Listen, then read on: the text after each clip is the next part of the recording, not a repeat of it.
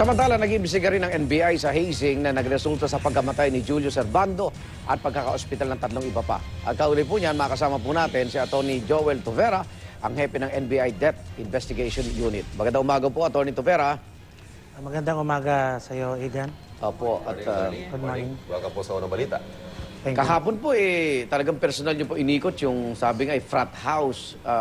May mahalaga hubang mga ebidensya kayong nakita doon na talagang magdidiin po sa hinahanap pa natin mga suspect? Unang-una, Igan, noong Hercules, nagkaroon kami ng joint operation with PNP.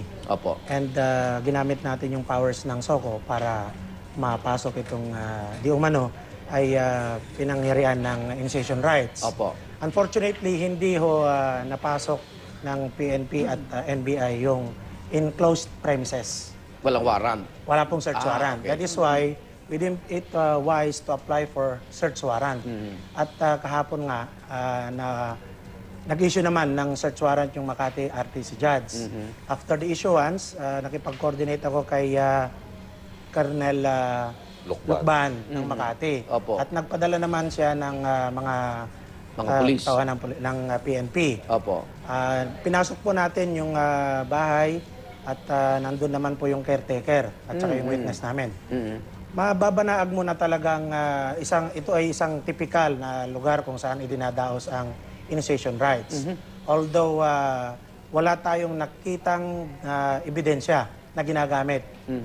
Bagamat consistent din doon sa mga pahayag ng mga witnesses na nakatira doon sa paligid, yung mga kapitbahay, na maingay, nagsisiyahan yung grupo kung may okasyon. Okay. Especially noong gabi na kung saan ay napaulat na nagkaroon ng hazing initiation. Ang reklamo ho yung drum set, ano? Maingay, ano? Okay. Opo, Igan. At Nakita niyo yun? nakita namin yung drum set. Nandun nga po sa loob ng bahay. Ano ba, wala sino naman ang po may-ari ng nakatira. bahay? Nirerenta ba nila yon kapag may mga gantong klaseng Nirerentahan yun nung membro di umano ng Tau Gamma Phi. Oho. Pero Okay. meron doong dalawang structure.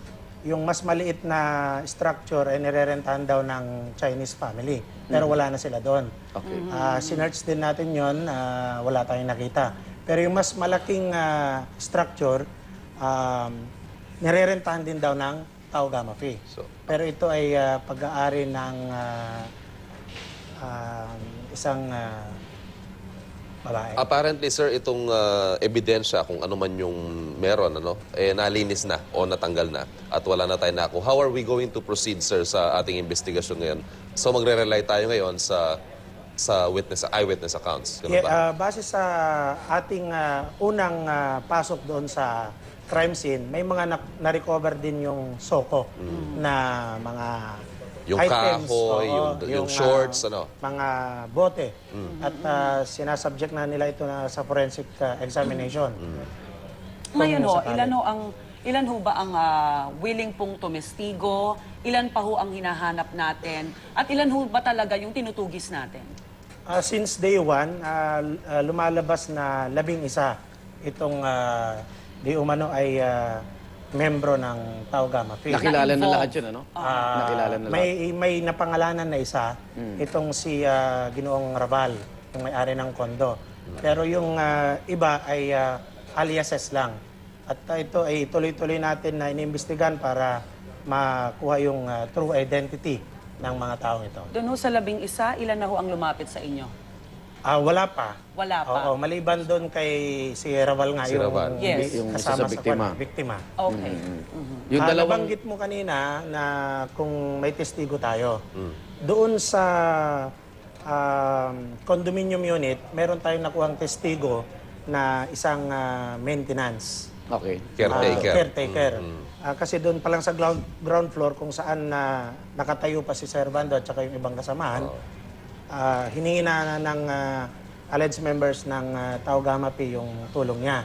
So, Okay. Yeah. tumatayo pa si Servando, kitang-kita doon. Bumagsak, bumagsak. Yung caretaker po sa bahay, attorney, hindi niya nasaksiyan na yung initiation? Yung caretaker sa bahay na pumunta sa amin, Oo. iba yung caretaker na pumunta sa PNP. Okay. Yung po yung sa kondo. Yun No, yata yun. Iba pa yun. Iba pa rin, iba pa rin sa yun. bahay, O, yung kondo kasi na witness natin, ang importansya nun, nakita niya mismo yung mukha ng mga naghatid doon Okay, sa apat okay na po. files. Matuturo yun. May tuturo niya po, yung dalawa na naghatid. Eh, yung dalawang caretaker ng bahay, nakita ba nila yung pagpalo sa mga neophytes? Ayon sa napapaulat na testimonya nitong caretaker na nasa kustodiya ng PNP, Oo. siya daw ang nagbukas doon sa gate, Okay. pero umalis siya kasama ang siya. pamilya. Oo. Pagbalik niya, tapos na raw yun. Madalas po ba initiation doon o ito lang yung first time na naginawa doon? Yun naman sa aming witness, Oo. nasasabi niya na madalas ang Ako. initiation. May nakikipagtulungan ho ba na elders ng Tao Gamma Phi?